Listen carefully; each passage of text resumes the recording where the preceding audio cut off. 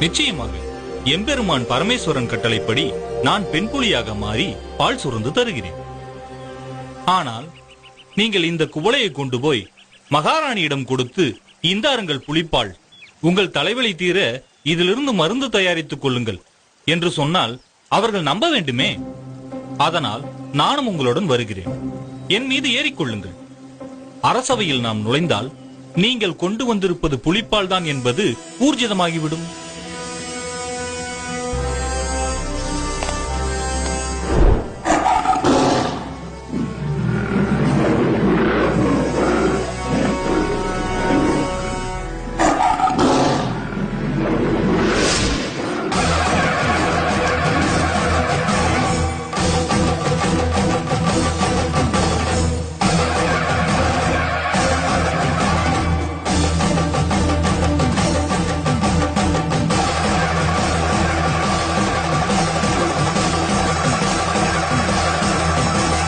மகிஷமுகி வதம் கண்ட மணிகண்ட சுவாமி அவர் வாரானே வன்புலியும் ஏறியே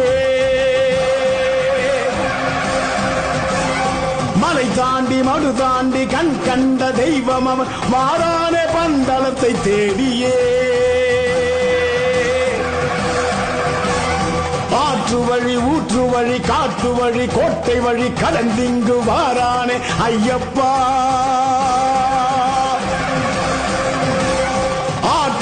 தலை நோக்கி மருந்தாகும் புலிப்பாலை கொண்டிங்கு வாரானே ஐயப்பா நடையதிர படையதிர எத்திசையும் அதிர புலியதிர குளம் அதிர கொற்றவனும் அதிர பரம்பொருளை இறையருளை அரசி மனம் அறிய தவறுணர தலை கவிழ தண்டமிட்டு பணிய பந்தளமும் பணிய வந்த செயல் முடிய பணிகண்ட அவதார நோக்கமது நிறைய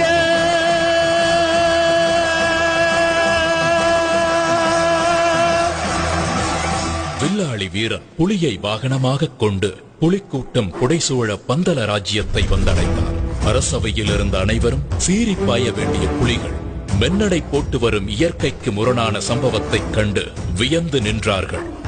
புலிப்பால் தேடச் சென்ற ஐயப்பன் இனி திரும்பி வரமாட்டான் என்று திடமாய் நினைத்திருந்த அமைச்சர் திடுக்கிட்டார்.